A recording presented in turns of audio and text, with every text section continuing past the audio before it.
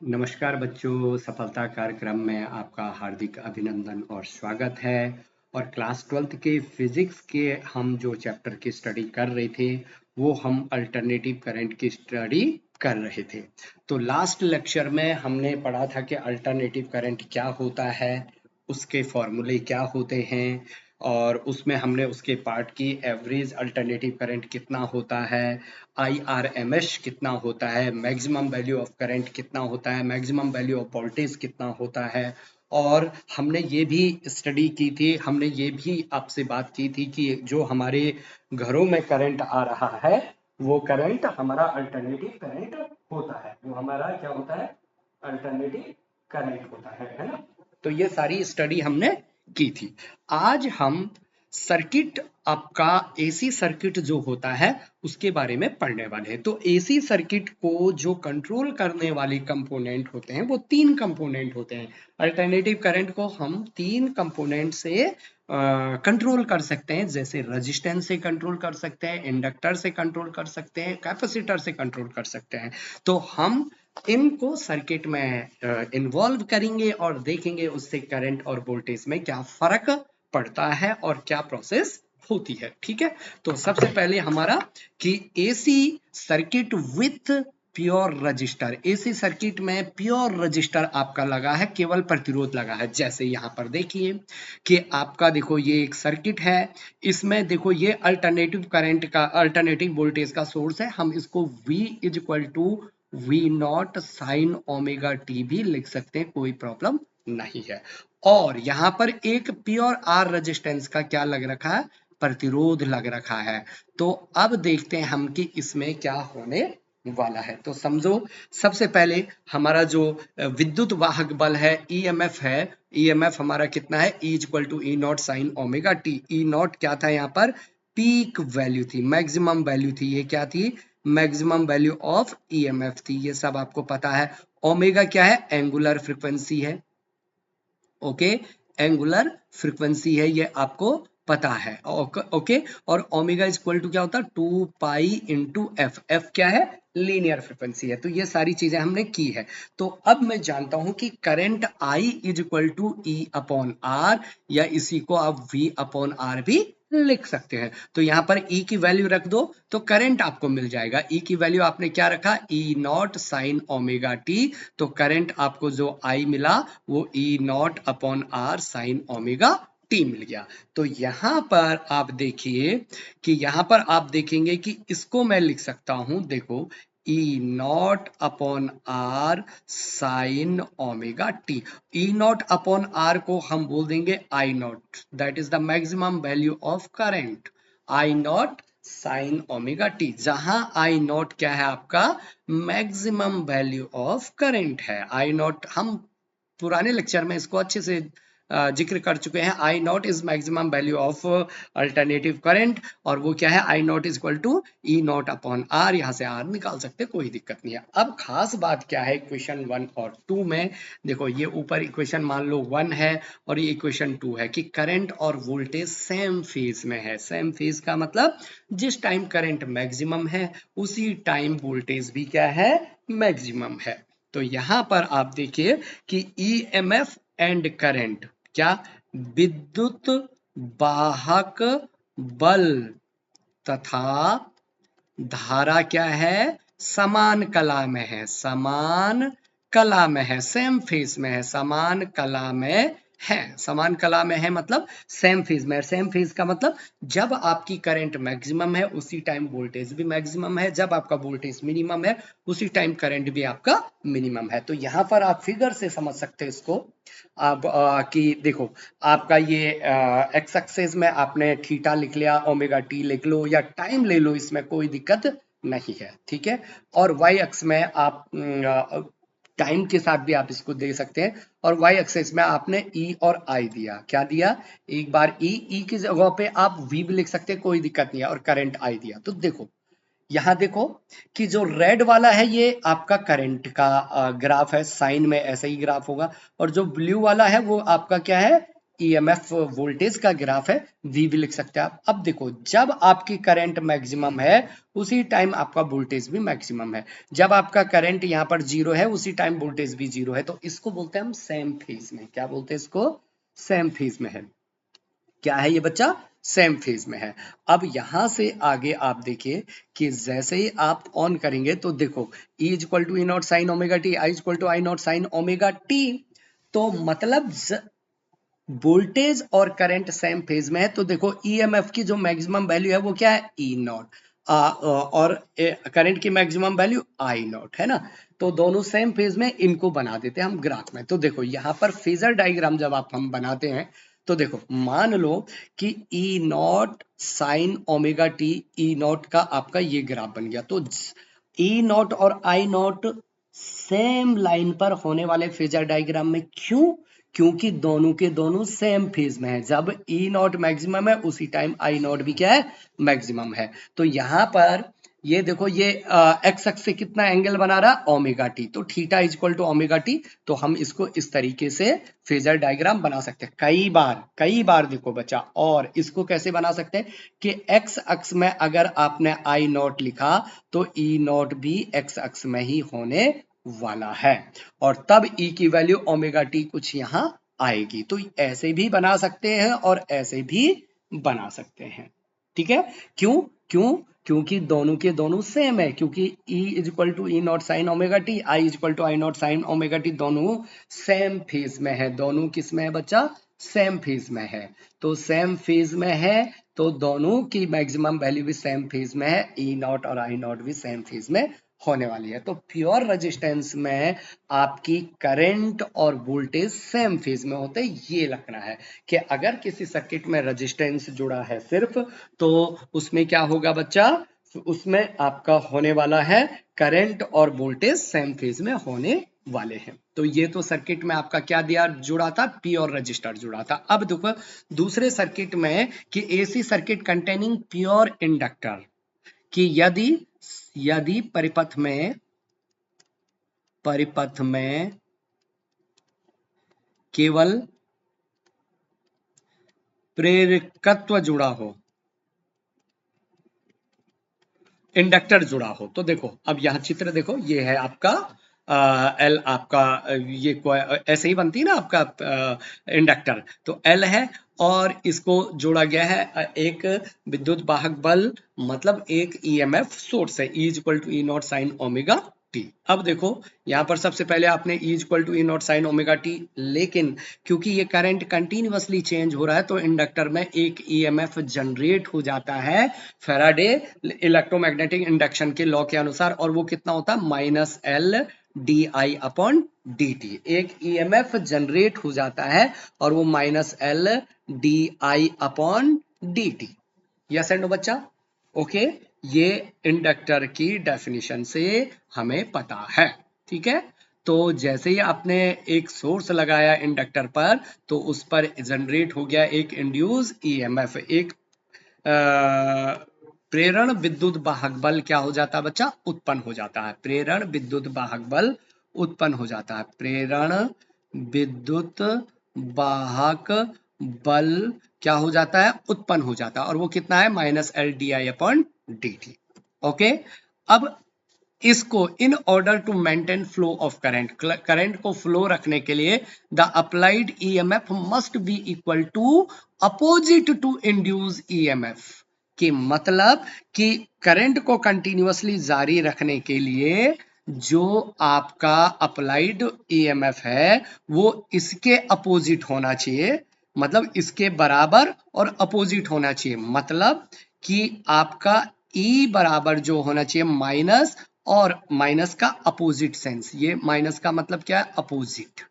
और minus L D I upon D T के बराबर होना चाहिए। और E की वैल्यू आपका ये है, E की वैल्यू ये है, तो ये कितना हो जाएगा? E naught sine omega T minus minus क्या हो गया? Plus D I upon D T. Yes and no बच्चा? क्या आप मेरी बात समझे? माइनस माइनस क्या हो गया यहाँ पर? प्लस हो गया। माइनस माइनस यहाँ पर क्या हो गया? प्लस हो गया। ये आप समझिए। ठीक है? तो यही चीज हमने यहाँ पर लिखी है।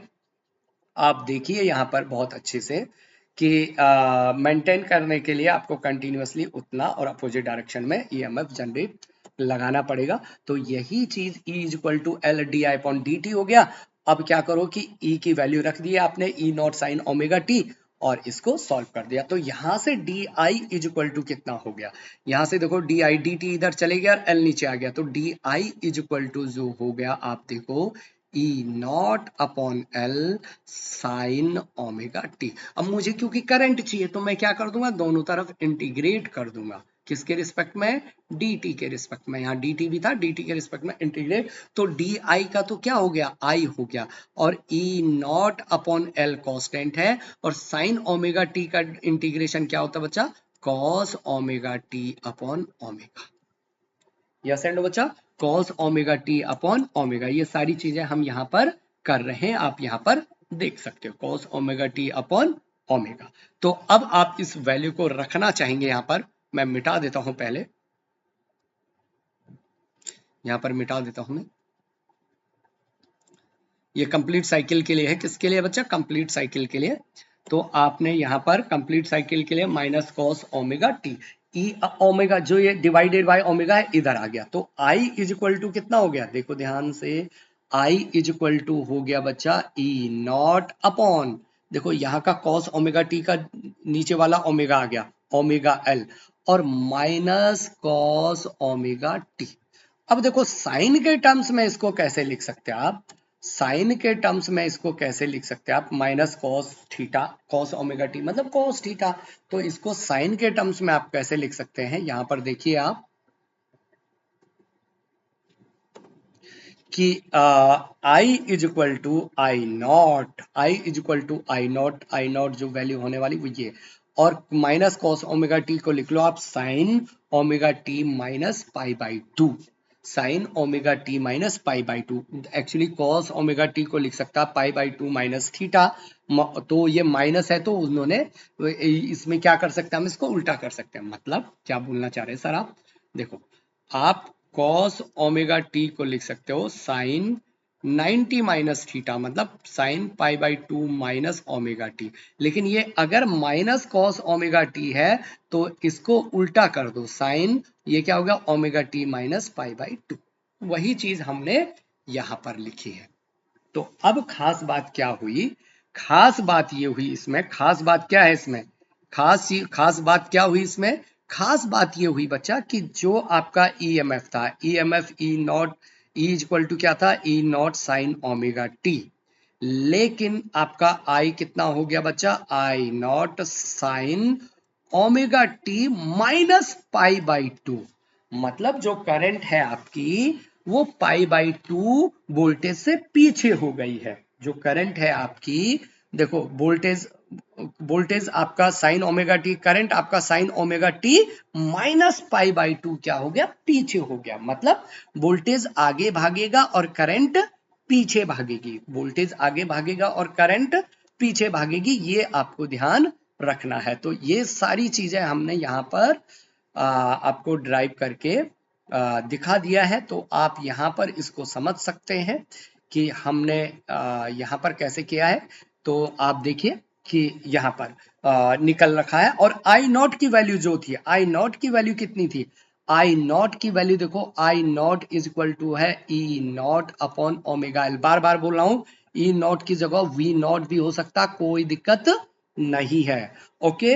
तो ओमेगा एल, हाँ खास बात क्या है कि जो ये ओमेगा एल है इसी का एक फैंसी नाम है इंडक्टिव रिएक्टेंस, और किससे डिनोटेड करते हैं, एक्स एल से, तो एक्स एल बराबर क्या होता, ओमेगा एल, एक्स एल को ही क्या बोलते हैं, इंडक्टिव रिएक्टेंस, प्रेरण प्रतिघात, क्या बोलते हैं बच्चा इसको, प्रेरण प्रतिघात हिंदी में, ठीक है, प्रेरण प्रतिघात, X L equal to omega L, just a simple है, कैलकुलेशन के लिए आसानी के लिए किया जाता है, और एसआई यूनिट क्या होगी, ओम होगी, क्योंकि एक प्रकार का रेजिस्टेंस है, ठीक है। तो ये आपने यहाँ पर लिख लिया है कि I naught is equal to E naught upon omega L, और ओमेगा एल को एक्स एल लिखिया, इसलिए एक्स एल, और इसको E naught upon I naught value रख के आप कर सकते हैं, कोई दिक्कत नहीं है। Current lag behind EMF by pi by 2 radian, मतलब धारा वोल्टेज से विद्युत वाहक बल से पाई बाई 2 पीछे है। यस एंड नो बच्चा, कि current lag behind EMF by pi by 2 radian, कि अगर इंडक्टर जुड़ा है सर्किट में तो इंडक्टर के कारण क्या है कि वोल्टेज पहले मैक्सिमम होगा और करंट उसके पाई बाई 2 के रेडियन के बाद क्या होगी, मैक्सिमम होगी। बस ये चीज आपको समझ में आनी चाहिए, ठीक है। तो यहां पर अगर सर्किट में इंडक्टर जुड़ा है तो वोल्टेज की वैल्यू तो जो होगी E naught cos sine omega T, तो करंट क्या हो जाएगा, आई नॉट, क्या I naught sine omega T minus pi by 2 हो जाएगी, ठीक है। तो यहां पर मैं जरा इसको मिटा लेता हूं और आगे हम देखते हैं कि ग्राफ कैसे बनने वाला है करंट और वोल्टेज का। तो देखो वही चीज हम ना एक्स अक्ष में आपका टाइम और थीटा अगर लेते हैं तो देखो यहां पर देखिए आप, यहां पर देखिए आप कि जब आपका वोल्टेज ईएमएफ 0 है उस टाइम आपकी करंट माइनस पाई बाई 2 पीछे है। जब आपका वोल्टेज पाई बाई 2 आगे है तो करंट आपका 0 है, मतलब हर टाइम वोल्टेज और करंट में पाई बाई 2 का फेज डिफरेंस है। देखो यहां पर देखो, ये अगर ईएमएफ है तो ये करंट है, तो फेज डिफरेंस कितना है, पाई बाई 2। तो हर टाइम फेज डिफरेंस कितना है बच्चा, पाई बाई 2 है। तो यहां पर अब देखो, यहां पर फेजर डायग्राम अगर बनाएंगे हम तो सबसे पहले फेजर डायग्राम हमारा क्या था, ई नॉट इधर था, लेकिन इस टाइम आई नॉट क्या होगा, पाई बाई 2 पीछे हो जाएगा। क्या हो जाएगा बच्चा, ये ओमेगा टी था तो ये पाई बाई 2 पीछे हो गया, मतलब ई नॉट से कितना, पाई बाई 2 पीछे हो गया आई नॉट। तो देखो जरा से ध्यान से ऐसे, अगर किसी बुक में ध्यान दो, अगर किसी बुक में इधर को ई नॉट लिया है तो आई नॉट इधर हो जाएगा बच्चा, यस एंड नो। अगर इधर ई लिया है एक्स एक्स में तो आई नॉट पाई बाई 2 क्या हो जाएगा, पीछे हो जाएगा। जस्ट एक समझने की तरीका है कि उसने ओमेगा टी को एक्स एक्स में ही मान लिया है तो इतना हो जाएगा। तो ये आपका फेजर डायग्राम जिसमें आपको थोड़ी सा आइडिया होना चाहिए कि आप कैसे इसको सॉल्व कर सकते हैं, ठीक है। ओके मेरे प्यारे बच्चों, यस एंड नो, कोई दिक्कत है इसमें, ये आराम से आप सॉल्व कर सकते हैं, ठीक है। तो अब ये तो इंडक्टर, इसमें खास बात याद रखने की क्या है मैं जरा बता देता हूं। इसमें जो याद रखने की बात है बच्चों, यहां पर इसमें याद रखने की जो बात है वो है आपका कि जब इंडक्टर जुड़ा है, जब क्या जुड़ा है, सिर्फ सर्किट में केवल इंडक्टर जुड़ा है, केवल इंडक्टर जुड़ा है, ओके। तो केवल इंडक्टर जुड़ा है तो क्या आपका, अगर E is equal to E naught sine omega T है, और इसी को कैसे लिख सकते हैं, जरा ब्लैक से लिख लेता हूं अच्छा लगेगा। इसी को मैं कैसे, v is equal to V naught sine omega T है, तो करंट आई बराबर कितना हो रहा है, I naught sine omega T minus pi by 2। तो करंट वोल्टेज से पाई बाई 2 पीछे है, ओके। हाँ, यहां पर जो आपका ये चीज आया है, यहां पर जो आपका क्या आया है बच्चा कि यहां पर देखो जो आपका आई नॉट आया है, आई नॉट जो है वो है E naught upon omega L. I naught कितना है आपका, E naught upon omega L. I maximum value of current कितना है, E naught upon omega L. Omega L को ही क्या बोलते हैं हम, एक्स एल बोलते हैं, और एक्स एल बराबर क्या है, omega into L. X L क्या है, क्या इंडक्टिव रिएक्टेंस, इंडक्टिव रिएक्टेंस, प्रेरण प्रतिघात, क्या बोलते हैं, प्रेरण प्रतिघात, ओके। अच्छा, ओमेगा को क्या लिख सकता हूं मैं, 2 पाई एफ और इंटू एल। तो एक्स एल का एक formula 2 pi F into L भी होता है। अगर मैं फ्रीक्वेंसी और एक्स एल के बीच ग्राफ खींचूं, ये बड़ा इंपॉर्टेंट है कि यहां पर X L is directly proportional to frequency है, तो देखो यहां पर ये फ्रीक्वेंसी और ये एक्स एल है, तो ग्राफ कैसा आता, स्ट्रेट लाइन इस तरीके का आ जाएगा, ठीक है, तो ये यहां पर इंडक्टिव वाले सर्किट में आपको क्या रखना है, याद रखना है। ठीक है बच्चा, ओके। अब अगर सर्किट में कैपेसिटर जुड़ा है, सिर्फ सर्किट में क्या जुड़ा है कि प्रत्यावर्ती धारा परिपथ में केवल संधारित्र जुड़ा हो, प्रत्यावर्ती धारा परिपथ में केवल संधारित्र जुड़ा हो, कैपेसिटर जुड़ा हो, संधारित्र जुड़ा हो। ओके, तो क्या होने वाला है, देखो ये जोड़ दिया हमने संधारित्र, तो देखो ये कैपेसिटर जोड़ दिया है, तो कैपेसिटर जोड़ने से क्या होगा बच्चा कि आपका जोड़ा तो करंट और ईएमएफ का सोर्स, आपने अल्टरनेटिव करंट का सोर्स लग लिया, E equal to E naught sine omega T. तो बच्चा जो चार्ज होता है कैपेसिटर पर, कैपेसिटर की दोनों प्लेट सेम होती है, जो चार्ज होता है कैपेसिटर पर charge Q is equal to क्या होता है बच्चा, C इंटू वी। क्या होता है, C इंटू ई या C into V. Okay, C क्या है, कैपेसिटी ऑफ कैपेसिटेंस, और दैट्स E क्या है, वोल्टेज है। तो E की वैल्यू आप यहां से रख दो, मतलब Q इज इक्वल टू आप C इंटू वी भी लिख सकते हो, तो ये क्या होगा, C V not sine omega T, कोई दिक्कत नहीं है। तो ये तो आ गया आपका चार्ज, ये तो आ गया आपका चार्ज, लेकिन हमें चाहिए क्या, करंट चाहिए। तो current I is equal to क्या होता है, D Q upon D T होता है। क्या होता है बच्चा, D Q upon D T. अच्छा, डी क्यू की वैल्यू ऊपर से रख दो इसमें, तो let's we can write here very easy. देखो ये दरअसल आपने d अपॉन डी टी और q की value c e naught sine omega T value रखा, c e नॉट कांस्टेंट है, c e नॉट निकाल दिया बाहर, d by D T of sine omega T. अब साइन ओमेगा टी का differentiation क्या होता है बच्चा, कॉस ओमेगा टी, और ओमेगा टी का ओमेगा, तो ये दरअसल e c e not omega, और ये हो गया कॉस ओमेगा टी। तो आपकी करंट ये आ गई, देखो current I is equal to क्या आ गया आपका, सी ई नॉट ओमेगा और कॉस ओमेगा टी।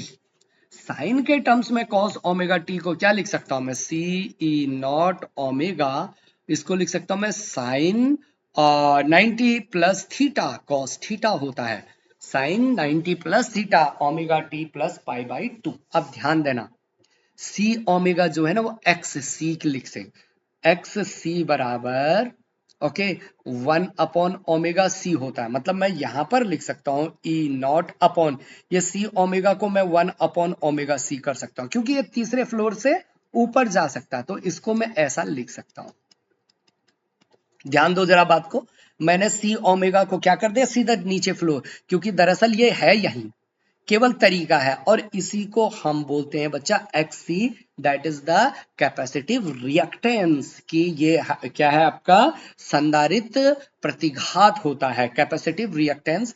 तो I इज इक्वल टू होने वाला है I not sine omega T plus pi by to, omega T plus pi by to, जहां I नॉट क्या है बच्चा, ई नॉट अपॉन एक्स सी, या इसी को क्या लिख सकता हूं मैं, ई नॉट अपॉन क्या बच्चा, 1/ओमेगा सी। Yes and no. अब देखो इक्वेशन, ये वाली equation that is equation number 1 बोल दो, और इसको इक्वेशन नंबर 2 बोल दो। तो देखो इस टाइम आगे कौन है, इस टाइम करंट आगे है, और वोल्टेज आपका विद्युत वाहक बल जो ईएमएफ है वो पीछे है। करंट पाई बाई 2 आगे है वोल्टेज से। देखो वोल्टेज की ये ईएमएफ कितना था, E naught sine omega T, और करंट क्या है, I naught sine omega T plus pi by two. तो इस बार करंट आगे है और वोल्टेज पीछे है, इस बार करंट क्या है बच्चा, आगे है और वोल्टेज पीछे है, और कितना पीछे है, पाई बाई टू। मतलब हम बोलेंगे कि करंट जो है वो वोल्टेज से पाई बाई टू रेडियन में क्या है बच्चा, आगे है। तो यही सारी चीज हमने यहां लिखी हुई है, जिसको आप यहां पर समझ सकते हैं। ठीक है बच्चा, जिसको आप यहां पर समझ सकते हैं। एक्स सी क्या है आपका, कैपेसिटिव रिएक्टेंस, एक्सी आपका क्या है, कैपेसिटिव रिएक्टेंस। ठीक है, तो यहां पर हमने लिख लिया है, देखो इसमें कि सारी चीजें हमने यहां पर सॉल्व करके आपको बता दी थी, और उसी को हमने यहां लिख लिया, I equal to I naught sine omega T plus pi by two. ठीक है भाई, क्या तुम मेरी बात समझ पा रहे हैं? तो ये सारी एक्सी को कैपेसिटिव रिएक्टेंस एसआई यूनिट ओम होती है क्योंकि रेजिस्टेंस है। हाँ, current leads the EMF by pi by 2, मतलब करंट आगे है ईएमएफ से पाई बाय 2 पर। तो यहां पर आप देख सकते हो, देखो ब्लू वाला कौन है? ईएमएफ। ईएमएफ जब 0 है तो करंट पाई बाय 2 पर चले गया। यस एंड नो बच्चा? तो करंट इस बार आगे जा रहा है, वोल्टेज इस बार पीछे है। करंट इस बार आगे है और वोल्टेज इस बार पीछे है। तो देखो यहां पर आप उस वाला फिगर भी देखो। अब मुझे बताओ, जैसे एक्स एक्स तो ये है, अब देखो ई नॉट इधर है, मुझे बताओ करंट आई नॉट किधर होने वाला है? नीचे आने वाला है या किस कोऑर्डिनेट में आने वाला है? पहला, दूसरा, तीसरा, चौथा। तो देखना दूसरे कोऑर्डिनेट में आई नॉट आएगा। क्यों? क्योंकि ये 9 पाई बाई 2 क्या है, इस वोल्टेज से आगे है। पाई बाई 2 क्या है? आगे है। अगर किसी किताब में अगर इधर को ई नॉट दिया है तो आई नॉट कहां हो जाएगा बच्चा? इधर को हो जाएगा, कोई दिक्कत नहीं है। तो इस तरीके से भी आप इसको समझ सकते हैं। ठीक है, तो यहां पर खास बात सीखने वाली क्या है बच्चा? सीखने वाली है कि आपका एक्स सी कितना है। एक्स सी है आपका 1 अपॉन ओमेगा सी। आप इसकी वैल्यू रख के इसको सॉल्व कर सकते हैं ओमेगा सी की। तो यहां पर दोनों को अलग अलग किया गया है कि वेरिएशन एक्सएल जो वो इंडक्टिव रिएक्टेंस है, इसको मैं पहले आपको बता चुका हूं, ये भी मैं पहले आपको बता चुका हूं, ये भी बता चुका हूं। और मैंने कहा ग्राफ जब आप करेंगे तो एक्सएल इंडक्टिव रिएक्टेंस और फ्रीक्वेंसी का जो ग्राफ है वो स्ट्रेट लाइन आ रहा है, डायरेक्टली प्रोपोर्शनल है। लेकिन एक्स सी में X C equal to 1 upon omega C value आप रखोगे तो एक्स सी बराबर क्या है? 1 upon 2 pi F C. Omega को ये हो गया, तो X C is inversely proportional to frequency. तो देखो इसका ग्राफ ये है, तो मतलब एक्स सी और एफ का ग्राफ ये है, एक्स एल और एफ का ग्राफ ये है। तो ये दोनों ग्राफ आपको पता होना चाहिए। ये दोनों ग्राफ आपको क्या होना चाहिए? पता होना चाहिए। लेकिन जो अल्टरनेटिव करंट सर्किट होता है बच्चों, तो ये तीनों एक प्रश्न में भी आपको मिल सकते हैं। तीनों एक प्रश्न में भी आपको क्या हो सकते हैं? मिल सकते हैं। अब हम डायरेक्ट यहां पर प्रश्न क्या करते हैं बच्चा? सॉल्व करते हैं। जैसे ये प्रश्न है आपका कि the peak value of alternative current EMF, alternating EMF E not is given by E naught sin omega t is 10 volt and its frequency is 50 hertz at t is equal to 1 upon 600 second. Instantaneous EMF is, अब देखो बच्चा instantaneous EMF क्या होता है? यही formula E is equal to E naught और क्या यहां पर दिया है cos ओमेगा t। ओके, तो जो दिया है आपको, ये पीक वैल्यू दी है, पीक वैल्यू दी है मतलब ई नॉट आपको दे दिया 10 वोल्ट और फ्रीक्वेंसी एफ आपको दे दी है। एफ कितनी दी है आपको? 50 हर्ट्ज। और टाइम आपको क्या दिया है? 1 अपॉन 600 सेकेंड। तो भाई सबकी वैल्यू रख दो और इंस्टेंटेनियस ई निकाल दो। ई का मतलब क्या है? Instantaneous EMF. ई का मतलब क्या है? Instantaneous EMF. तो वैल्यू आप इसमें रखो तो देखो आपको मिल जाएगी वैल्यू। तो E is equal to E naught, E naught क्या है? 10 है। कॉस ओमेगा, ओमेगा मतलब 2 pi F into T. Value रखो 10 कॉस 2 पाई एफ कितना हो गया बच्चा? 50 हर्ट्ज और इंटू टाइम कितना हो गया? 600। टाइम जो दिया है 1 अपॉन 600, सॉरी। तो इससे ये कट गया 12, ये 5 एकम 5, 5 दूना 10, 12 और ये कितना हो गया? 6। तो दो दो छक्का 12 है ना।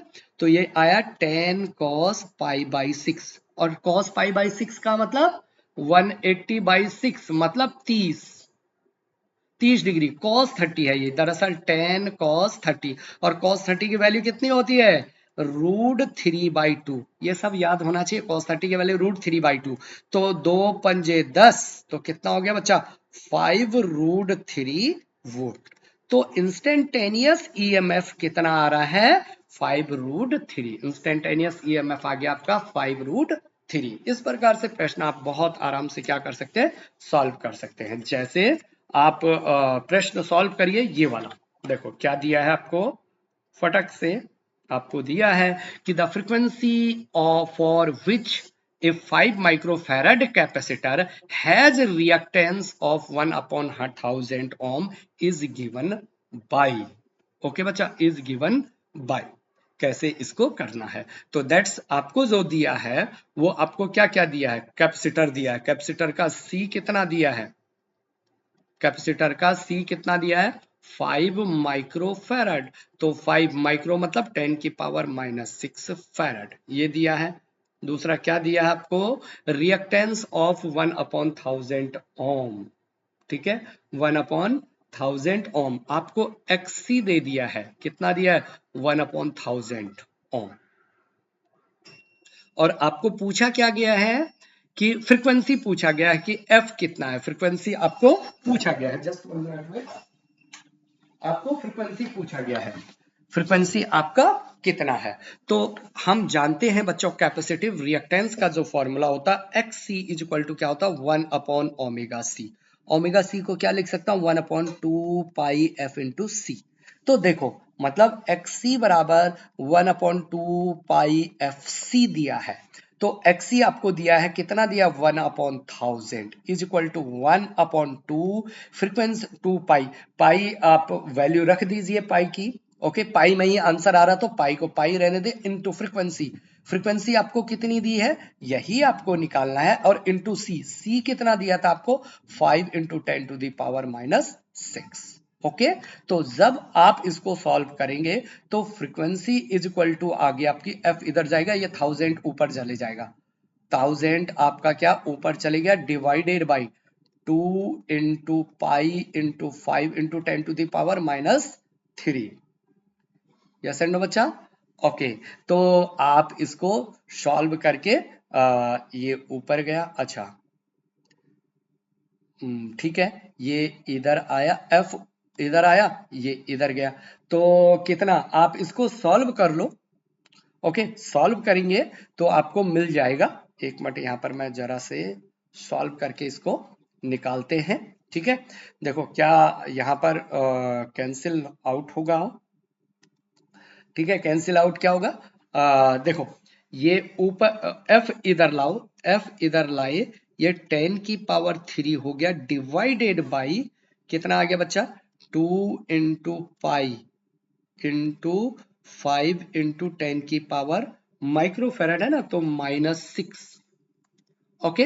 तो ये कितना हो गया, F is equal to 1000 divided by, अब देखो 2, 5 दूना 10, 10 पाई और 10 की पावर 6 ऊपर ले लो, तो एफ इज इक्वल टू ये 1000 डिवाइडेड बाई 10 पाई, और एक जीरो से एक जीरो कट गया, और देखो 10 की पावर 6 का मतलब क्या होता, मिलियन, और यूनिट क्या है, हर्ट्ज। तो दरअसल फ्रीक्वेंसी कितनी होगी, 1000 बाई पाई मिलियन हर्ट्ज होगी। यस एंड नो, उन्होंने जानबूझ के ऑप्शन ऐसे बना रखे हैं कि ताकि आप अपना समय बर्बाद करें, ठीक है। तो लेट्स, इस तरीके से आप इनको सॉल्व कर सकते हो। और ये वाला क्वेश्चन आपके लिए होमवर्क के लिए है, तो इस क्वेश्चन को आप पॉज करके और इसका आंसर आप कमेंट में करेंगे कि ये कितना इसका आंसर आ रहा है। तो बच्चों, दुनिया की सर्वश्रेष्ठ स्टडी होती है सेल्फ स्टडी, उसको आप कंटिन्यूअसली पढ़ते रहें, तब जाके आप सीखेंगे, और खुश रहें, आनंदित रहें। All the very best.